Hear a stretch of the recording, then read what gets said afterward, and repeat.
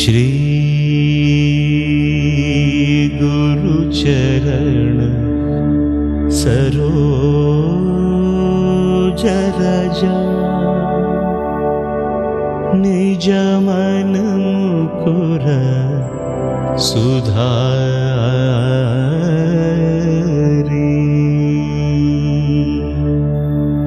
वरण रघुवर विमल यश जोदायक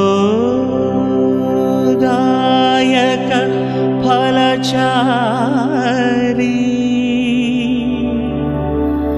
बुद्धिहीन तनु जानिकै सुमिरौ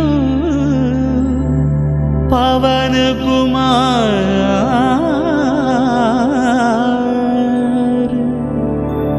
बल बुद्धि विद्या देह मोहि हरहु कलेश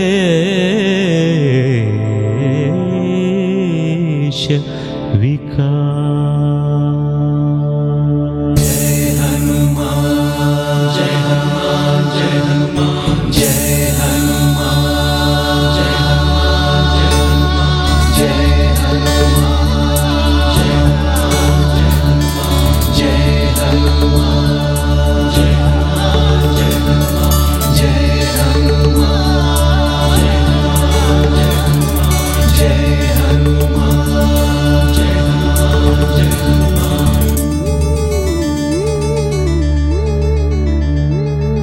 जय जय हनुमान ज्ञान गुण सागर जय कपीश तिहुलोक उजागर रामदूत अतुलित बलधाम अंजनी पुत्र पवन सुत नाम महावीर विक्रम भजरंगी कुमति निवार सुमति के संगी कंचन वरण विराज सुवेश कानन कुंडल कुंचित केश हाथ वज्र अरु ध्वजा विराजै कांथे मूंज जनेऊ छाजै शंकर सुवन केसरी नंदन तेज प्रताप महाजगवंदन विद्यावान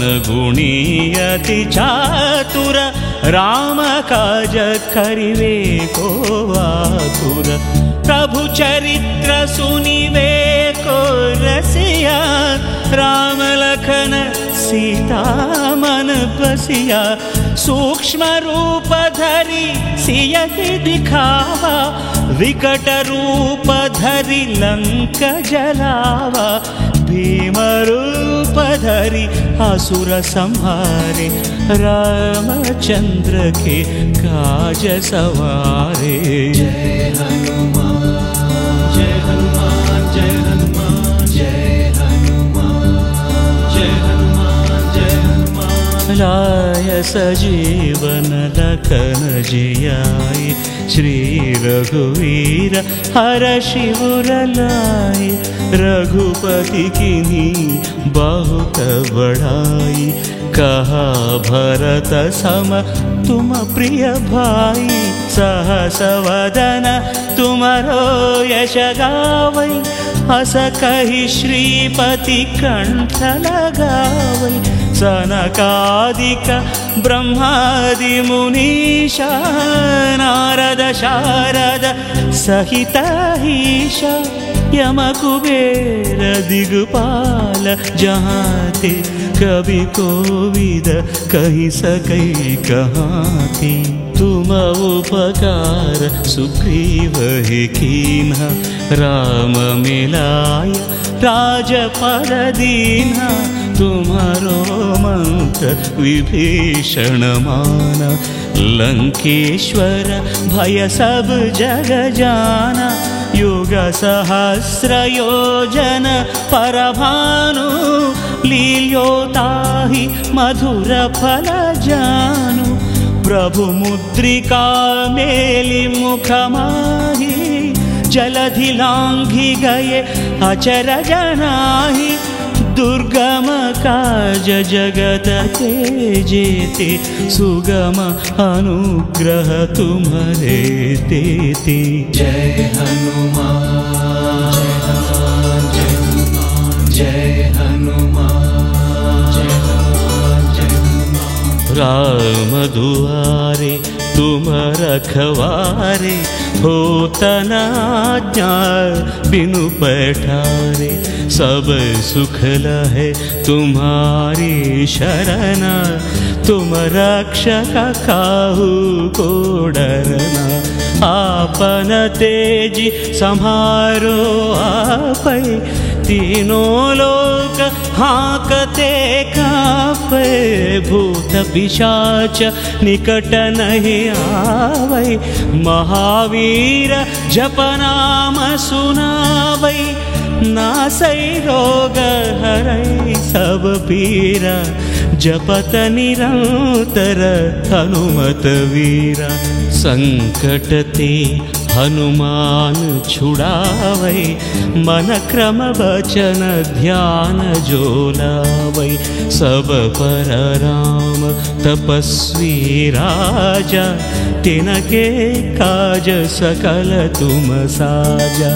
और मनोरथ जो कोई लावै, तासु अमित जीवन फल पावै, चारों युग परताप तुम्हारा, है परसिद्धि जगत उजियारा। साधु संत के तुम रखवारे, असुर निकंदन राम दुलारे। जय हनुमान जय हनुमान जय हनुमान जय हनुमान जय हनुमान जय हनुमान। अष्ट सिद्धि नवनिधि के दाता, असवर दीन जानकी माता, राम रसायन तुम्हारे पासा, सदा रहो रघुपति के दास। तुम्हारे भजन राम को पावै, जन्म जन्म के दुख बिसरावै, अंत काल रघुवर पुर जाई, जहाँ जन्म हरि भक्त कहाई। और देवता चित्तन धरई, हनुमत से सर्व सुख करई। संकट हटई मिटई सब पीरा, जो सुमिरई हनुमत बलवीरा। जय जय जय हनुमान गोसाई, कृपा करो गुरुदेव की नाई। यह शतवार पाठ कर जोई, छूट ही बंदी महासुख होई। जो यह पढ़ई हनुमान चालीसा, होय सिद्धि साखी गौरीसा। तुलसीदास सदा हरि चेरा, की जयनाथ हृदय मह डेरा। राम लक्ष्मण जानकी जय बोलो हनुमान की। राम लक्ष्मण जानकी जय बोलो हनुमान की। राम लक्ष्मण जानकी जय बोलो हनुमान की। राम लक्ष्मण जानकी जय बोलो हनुमान की। राम लक्ष्मण जानकी जय बोलो हनुमान की। राम लक्ष्मण जानकी जय बोलो। पवन तनय संकट हरन, मंगल मूर्ति रूप। राम लखन सीता सहित, हृदय बसहु सुरभूप।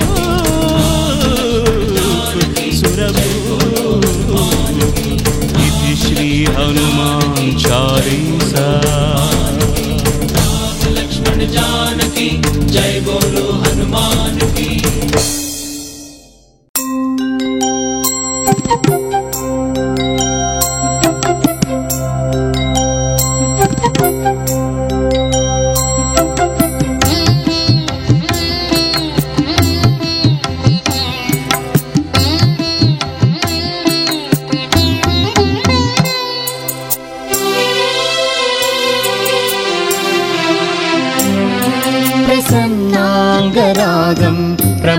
काञ्चनाङ्गं जगद्भीतिशौर्यं तुषाराद्रिधैर्यं तृणीभूतहेतिं रणोद्यद्विभूतिं भजे वायुपुत्रं पवित्राप्तमित्रम् भजे वायुपुत्रं भजे वायुपुत्रं भजे वायुपुत्रं भजे वायुपुत्रम्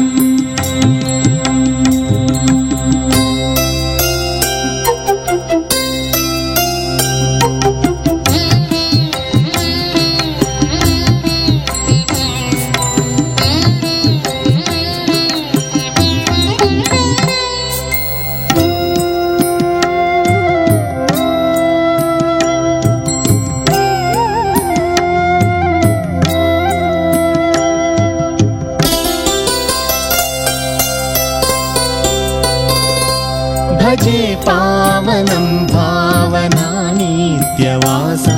भजे बालभानु प्रभाचारुभासं भजे चन्द्रिकाकुन्दमन्दारहासं भजे सन्ततं रामभूपालदासं भजे वायुपुत्रं भजे वायुपुत्रं भजे वायुपुत्रं भजे वायुपुत्रम्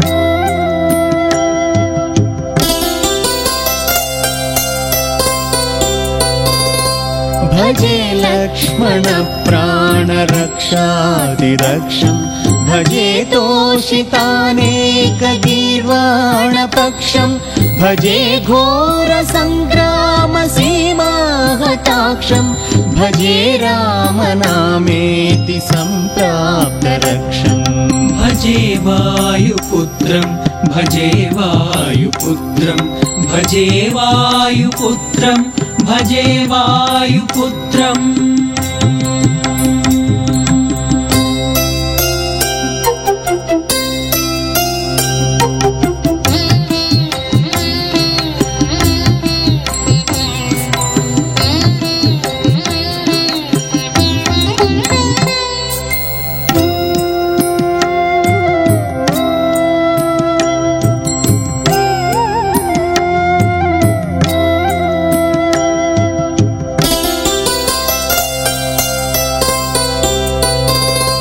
नमस्ते महासत्त्ववाहाय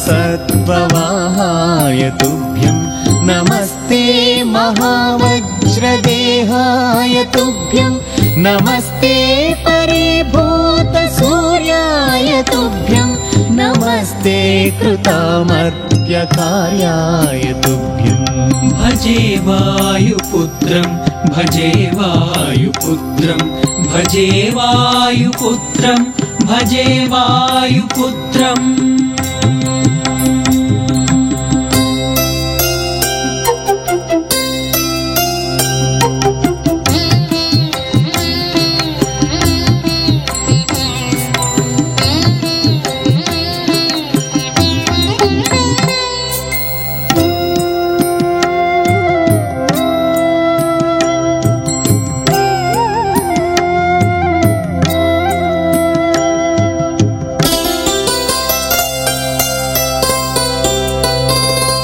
नमस्ते सदा ब्रह्मचर्याय तुभ्यं नमस्ते सदा वायुपुत्राय तुभ्यं नमस्ते सदा पिङ्गलाक्षाय तुभ्यं नमस्ते सदा रामभक्ताय तुभ्यं भजे वायुपुत्रं भजे वायुपुत्रं भजे वायुपुत्रं भजे वायुपुत्रम्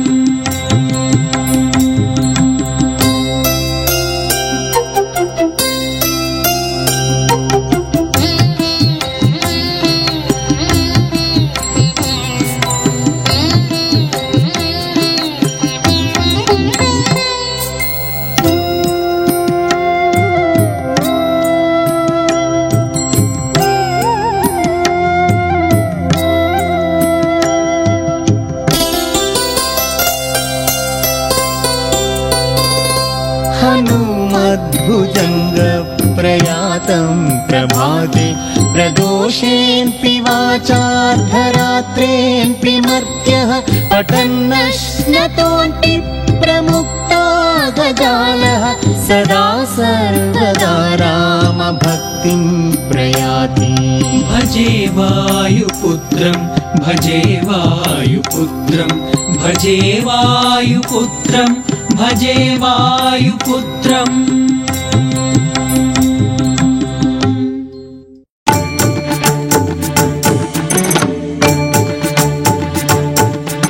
श्रीयाञ्जनेयं प्रसन्नाञ्जनेयं प्रभादिव्यकायं प्रकीर्तिप्रदायं भजे वायुपुत्रं भजे बालगात्रं भजेहं पवित्रं भजे सूर्यमित्रं भजे रुद्ररूपं भजे ब्रह्मदेवं पठञ्चुं ప్రభాతంబు సాయంత్రమీ నామ సంకీర్తనల్ చేసి నీ రూపు వర్ణించి నీ మీదనే దండకం ఒక్కటించేయను హించి నీ మూర్తిని కాంచి నీ సుందరం పెంచి నీదా సదా సుందరై రామభక్తుండనై నిన్నునే కొల్చెదన్నీ కటాక్షంబునందూచితే వేడుకల్ చేసితే నా మొరాలించితే నన్ను రక్షించితే అంజనాదేవి గర్భాన్వయాదేవనెంచనేనంత వాడందయాశాలివై చూచితే దాతవై ప్రోచితే దగ్గరం పిలిచితే తొల్లి సుగ్రీవునకు మంత్రివై స్వామి కార్యంబునందుండి శ్రీరామ సౌమిత్రులం చూచి వారిని విచారించి సర్వేషు పూజించి యవ్వాను చుంబంటు గావించి యవ్వాలిని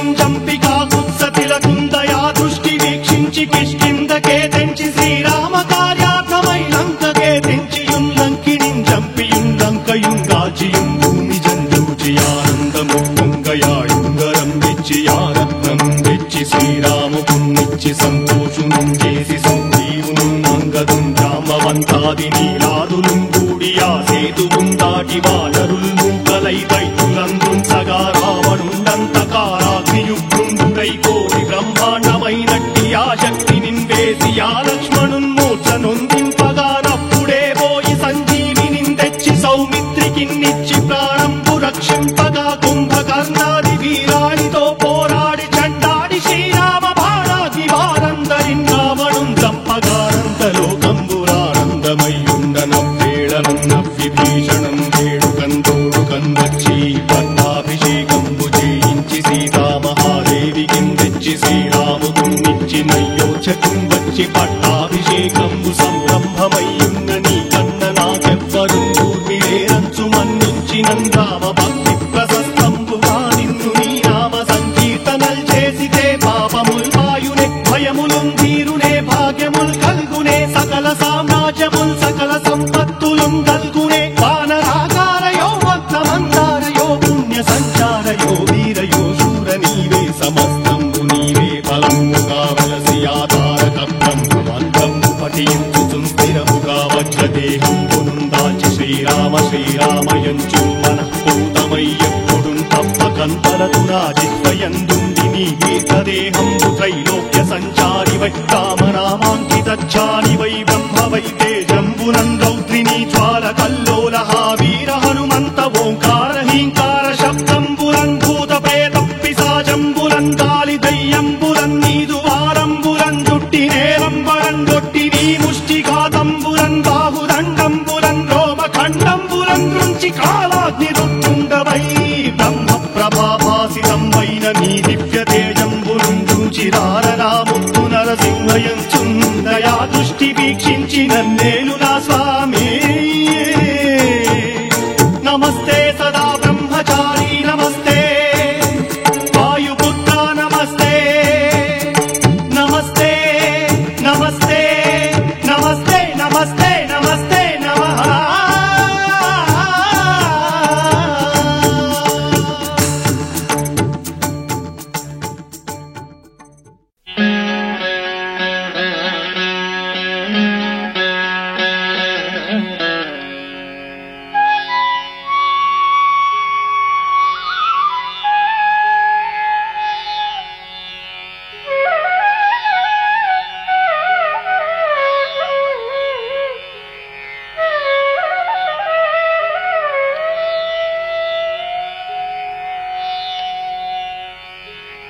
वीदाखिल विषयेच्छम् जातानन्दाश्रुपुलकमत्यच्छम्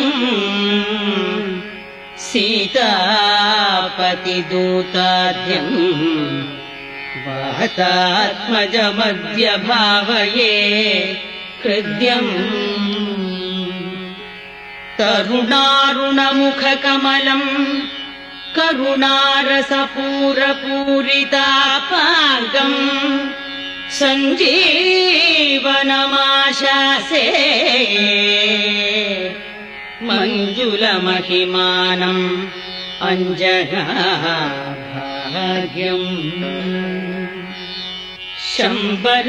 शम्बरवैरिशरातिगम् अम्बुजदलविपुललोचनोदारम् कम्बुगलमनिलदिष्टम् बिम्बज्वलितोष्टम् एकमवलम्बे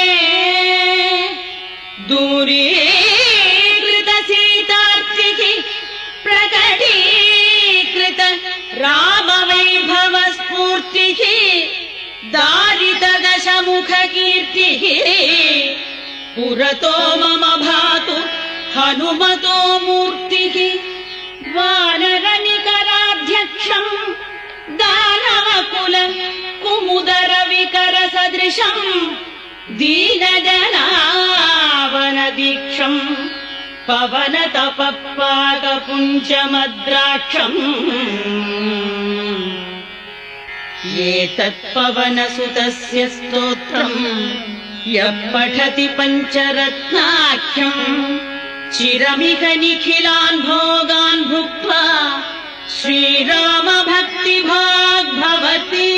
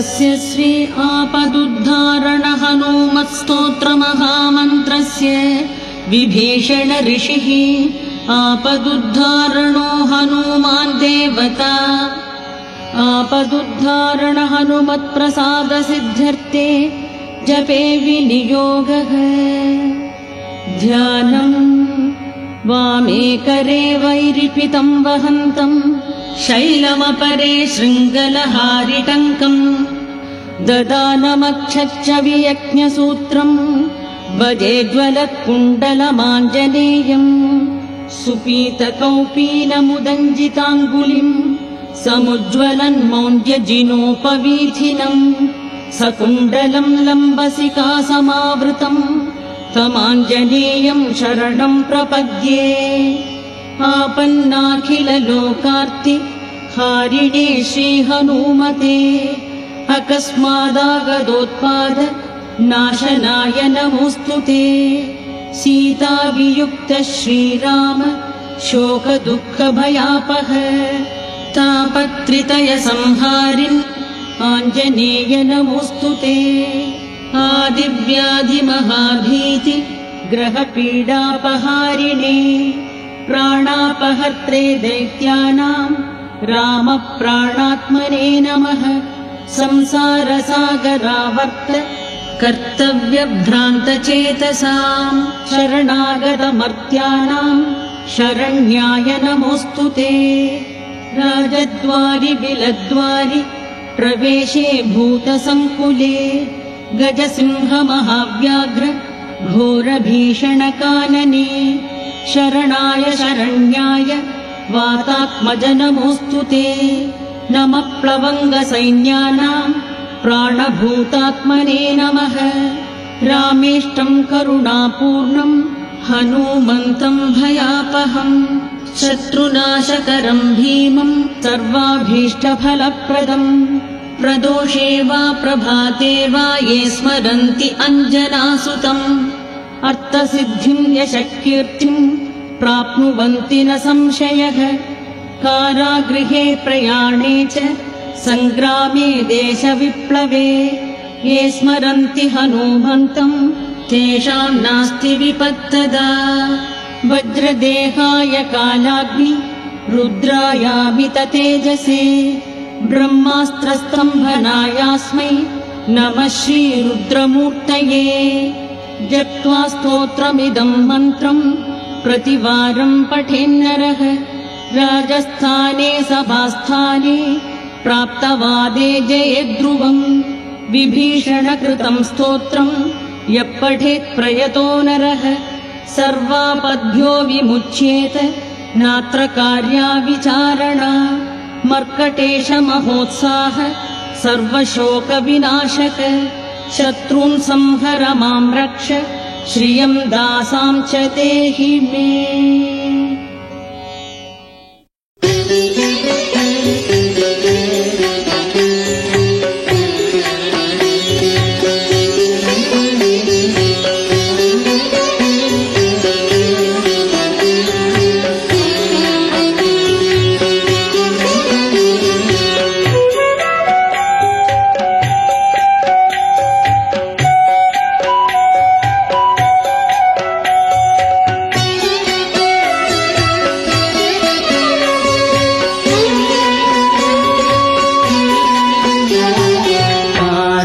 की जय हनुमान लला की दुष्ट दलन रघुनाथ कला की।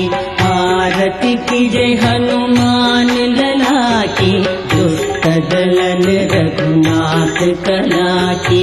जाके बल से गिरिवर कापै रोग दोष जहि निकट न जाकै।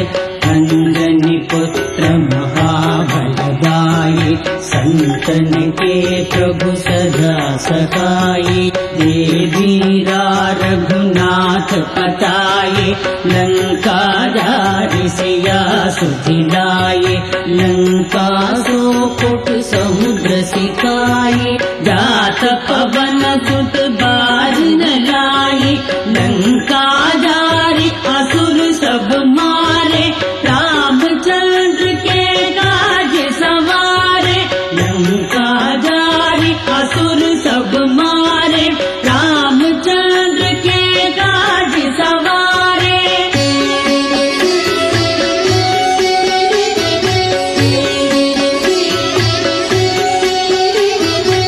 लखन धरनी परे मूर्छाये लाय सजीवन प्राण बचाये।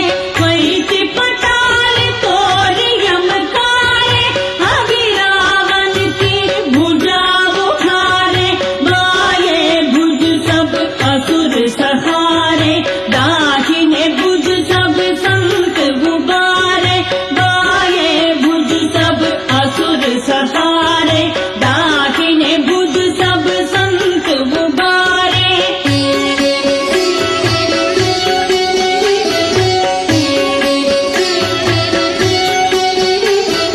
सुर नर मुनि आरती उतारे जय जय जय हनुमान उचारे। कंचन तार कपूर की बाती आरती करत अंजनी माई। जो हनुमान जी के आरती गावे बसी वैकुंठ अमर पद पावे। जो हनुमान जी की आरती गावे बसी वैकुंठ अमर पद पावे। बसी वैकुंठ अमर पद पावे। बसी वैकुंठ अमर पद पावे।